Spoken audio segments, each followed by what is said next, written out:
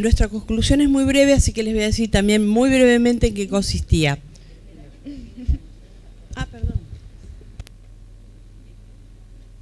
Sí, adelante, por favor. A partir de ahora comienzo a contar los minutos. Doble comando, ¿alguien me ayuda? ¿No? ¿Sigo? ¿Ya está? Ya se terminó el Bueno, tiempo. entonces, lo que hicimos es la parte de los antecedentes, de dónde nace el impuesto a los ingresos brutos, es en España, se llamó alcabala, en la época de, digamos, muy antigua. Era muy alto el impuesto, tenía unas tasas altísimas. Según Adam Smith, esto quebró al imperio español en ese momento. Estaban todos en desacuerdo. Más tarde sí lo adoptan, pero por cuestiones de la guerra, por necesidades fiscales, el resto de los países. Y acá en Argentina, en la época de la colonia, también nace como alcabala. Ya en tiempos donde se organizó jurídicamente, la primera provincia en aplicarlo es Buenos Aires, 1948, y enseguida en 5 años se expande al resto de las provincias. Por lo tanto, es un impuesto provincial y está en todos los códigos, digamos, y las provincias es el impuesto que más recaudan, por eso son tan reacias a dejarlo. Nosotros insistimos mucho respecto de el no alcance de, en este caso serían las mutuales. Entonces, la conclusión dice: el impuesto a los ingresos brutos es un impuesto provincial. Tiene la característica de gravar las actividades ejercidas dentro del territorio de una determinada provincia. La Ley de Coparticipación Federal, en su artículo 9, inciso segundo, párrafo tercero, punto 1, dispone: recaerán sobre los ingresos provenientes del ejercicio de actividades empresarias, civiles o comerciales con fines de lucro, de profesiones, oficios, intermediaciones y de toda otra actividad habitual, excluidas las actividades realizadas en relación de dependencia y el desempeño de cargos públicos. Las entidades mutuales no cumplen con el fin de lucro, son entidades inspiradas en la solidaridad, la ayuda mutua, que propician el bienestar material y espiritual de sus asociados mediante una contribución periódica, cuyo patrimonio no es distribuible y cubre necesidades donde los entes privados con fines de lucro ni el Estado llegan. Hay disparidad en la normativa, pero queda claro que no deben estar alcanzadas por el impuesto a los ingresos brutos, es decir, no ser sujetos del impuesto. Bueno, le sobraron 2 minutos. ¿Ya? Sí, ¿alguna pregunta? No, eso es cuando terminen después todos los trabajos. Oh, maravilloso. Entonces, Cedemos. seguimos. El segundo trabajo se llama Apoyo institucional y profesional de los organismos locales competentes a cooperativas y mutuales. Su autor es Elías Osvaldo González y él proviene de la provincia de Santiago del Estero. Bueno, buenas tardes a todos. Muchas gracias por este breve aguante. El trabajo mío está expuesto en las páginas 65 a las 74 del libro. Evidentemente hubiese necesitado mucho más tiempo para explicarlo un poco con profundidad este tema. Y tomando como base algunas exposiciones que hizo hoy el presidente del INAES, evidentemente que uno de los grandes problemas son las cooperativas de trabajo de la 3026, que tiene 2 ejes claves. Por un lado, cubría o pretendía que se cubra una necesidad social, económica y laboral. Bien. Pero por el otro lado, del mismo organismo central, se violaba la ley. ¿Por qué? Porque la ley 20.337 habla de un mínimo de 6 personas en la resolución 255/83 y de 10 personas como mínimo al resto de las cooperativas. Por lo tanto, ese tipo de violación influía muchísimo en todo el orden nacional, porque en 10 días salía la matrícula nacional para este tipo de...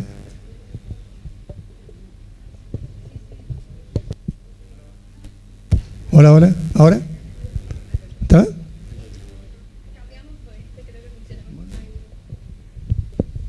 con semejante amabilidad como para decirle no, la chica. Entonces comenzaron con 60 personas, fíjense ustedes, ¿no? 60 personas, violando la ley totalmente. Como el presupuesto económico ahogaba, se bajó a 30, y de 30 se bajó a 16, que es lo que queda actualmente. Eso daba la muestra realmente de que eran cooperativas, entre comillas, políticas, que tenían otra finalidad sin entrar en cuestiones políticas partidarias de ninguna clase. Eso traía como consecuencia la aplicación de una resolución 2037/03 que exige, y exige actualmente, que se dé un curso a los iniciadores de las cooperativas, fundamentalmente de trabajo. Vean ustedes, curso. Los que hemos estado y estamos en el ámbito educativo, hablar de la palabra curso es una cosa, palabra mayor, porque se necesita ciertos contenidos muy brevemente, actitudinales, procedimentales, etcétera, etcétera. No es un curso, es prácticamente una charla de capacitación muy breve.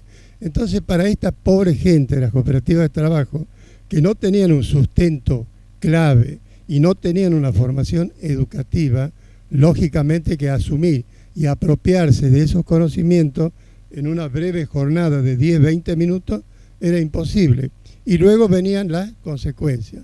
Fíjense ustedes que hoy en día hay un alto índice en las cooperativas de trabajo que adeudan ejercicios contables tremendamente. Y no creo que sea muy fácil y posible que este tipo de cooperativas se normalice con los costos que implica la regularización institucional. A todo esto, en el organismo local competente de Santiago del Estero, sigla OLC, que quiere decir Organismo Local Competente, hoy el presidente hablaba con respecto a los acuerdos firmados con distintos estados provinciales. Yo he hecho un trabajo de investigación en Santiago del Estero que lógicamente no se lo puede reflejar en 5 minutos, sino se necesita mucho más tiempo, pero esto nació un año después que nació la ley 2337, que arrancó en el año 1973, y en 1974 arranca la ley provincial de creación de lo que se llama Instituto Provincial de Acción Cooperativa, que depende en el orden provincial del Ministerio de Producción, Recursos Naturales, Forestación y Tierra en la provincia de Santiago, y a nivel nacional de la autoridad de aplicación, que es precisamente el INAES. Para ir cerrando las conclusiones, ustedes ven que están tan poquito el tiempo. Una de las conclusiones y la sugerencia que hacían el trabajo era hacer un trabajo en red muy grande entre todas las federaciones económicas del país. Santiago del Estero tiene 14 subcomisiones que trabajan internamente en ciencias económicas, de la cual en una de cooperativas y mutuales yo soy el responsable, que se llama Cooperativas y Mutuales. Hace 3 años que está funcionando. Lógicamente que tanto en el organismo local como en las federaciones de ciencias económicas no son todas iguales en todo el país. Algunas tienen ciertas particularidades, pero la sugerencia es eso, de que aquel consejo profesional que no tenga ese tipo de comisión es interesante porque sirve de apoyo para el profesional de ciencias económicas. Bueno, gracias. De compartir un poco del avance de lo que uno va aprendiendo en el camino, ¿no? Y gracias, digamos, al Consejo Local, a la Federación, a todos, por este espacio, esta oportunidad. Bueno, en cuanto a conclusiones, bueno, voy a tratar de hacerlo recortito. Lo que yo expongo es que los pueblos originarios son preexistentes y hago preexistente a este Estado-nación, y que lo que hacemos nosotros como Argentina es reconocerle una personería jurídica a posterior, digamos, después de que nacemos como Estado, ¿sí?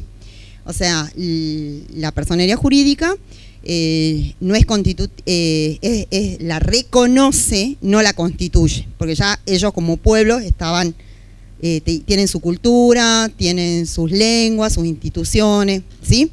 O sea, nosotros los reconocemos, pero los reconocemos para reconocerlos como sujeto de derecho, distinto a las otras formas jurídicas que nacen, digamos, nace el Estado y las regla, digamos.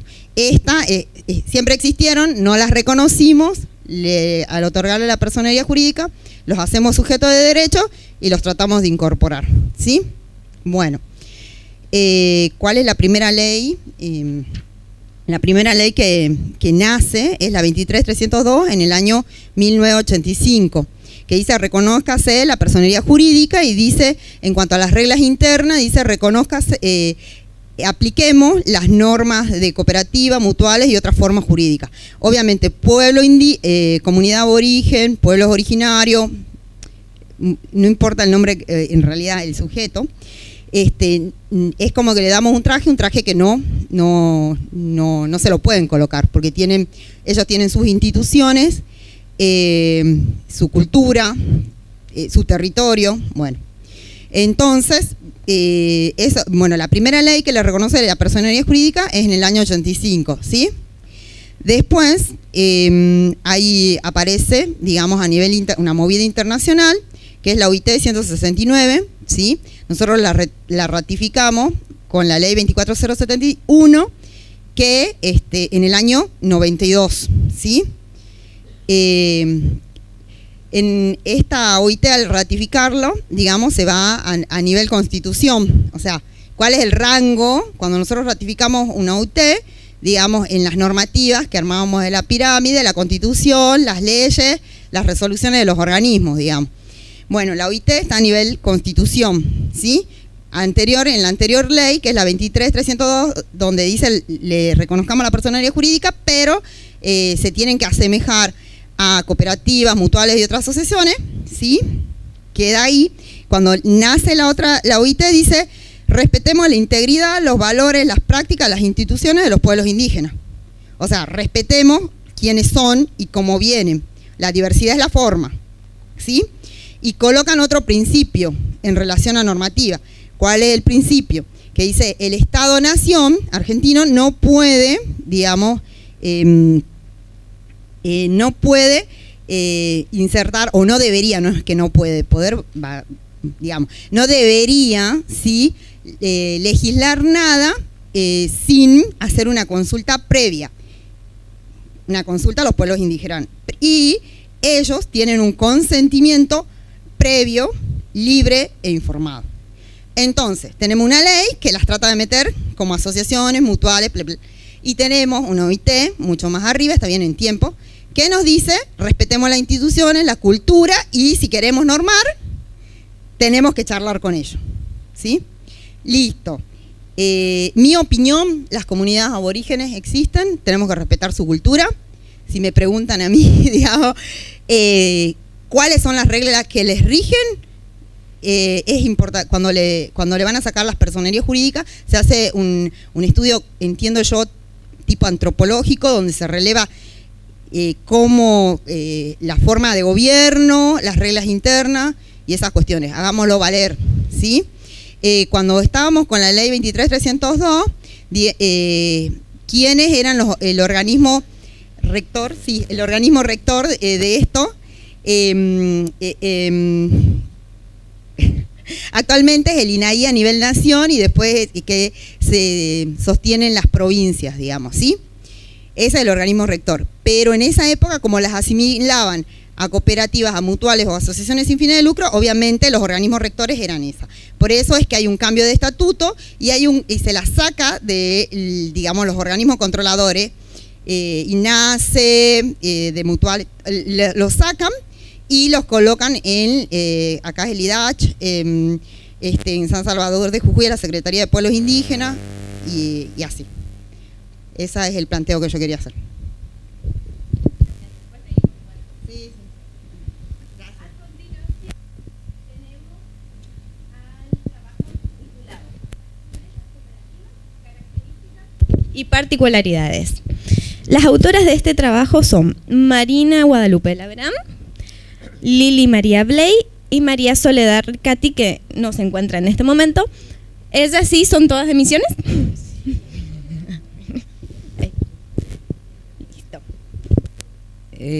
Nuestro trabajo se trata de la falta de ausencia de normas de aplicación profesional sobre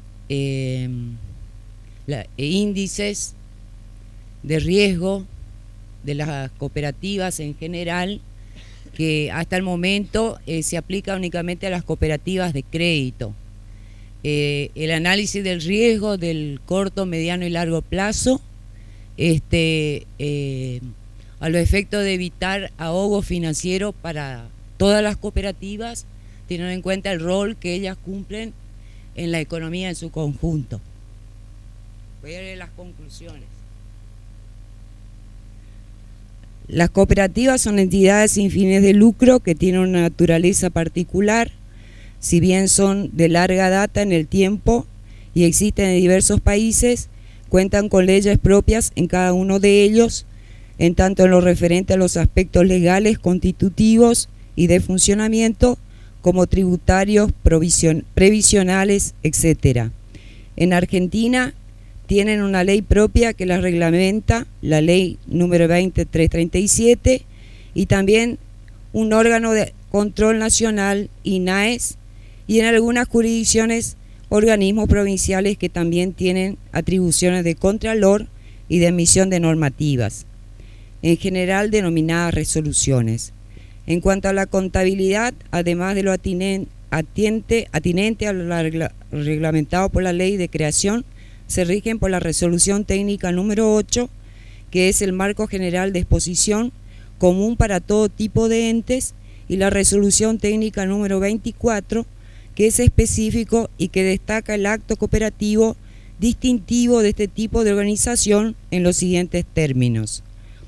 La actividad de los entes cooperativos se desarrolla en un marco jurídico propio a partir de la caracterización doctrinaria y de la definición legal del acto cooperativo, en virtud del cual el importe percibido por cada operación o servicio utilizado es de carácter provisorio y sujeto a ajuste en relación con el costo definitivo de los mismos determinado al cierre del ejercicio.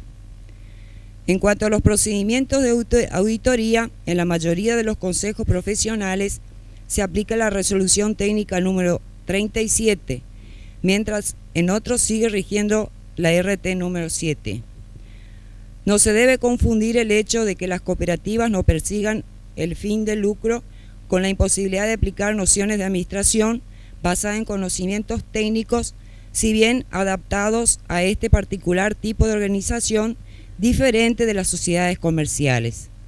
Es así que resulta fundamental realizar análisis de la situación financiera y patrimonial de corto, mediano y largo plazo para que no se encuentren en situación de ahogos financieros que les pongan en peligro.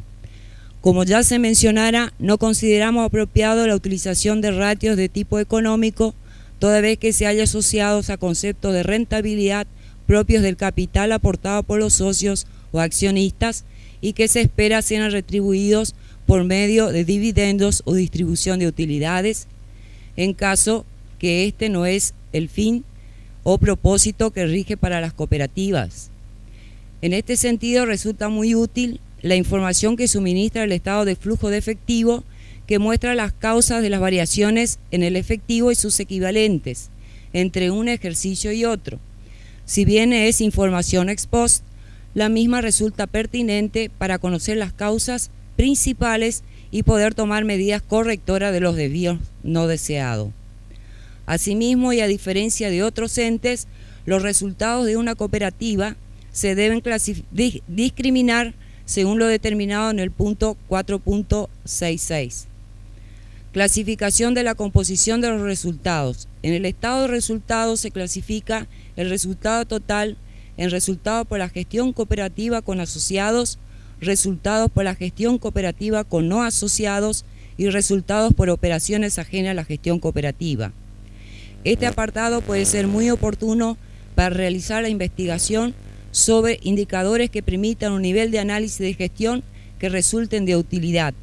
La doctrina no ha avanzado en este sentido, por lo que consideramos necesario destacar sobre esta situación, ya que es un espacio no abordado y que merece que sea solucionado realizando estudios a futuro para el cálculo de indicadores o ratios para los entes cooperativos.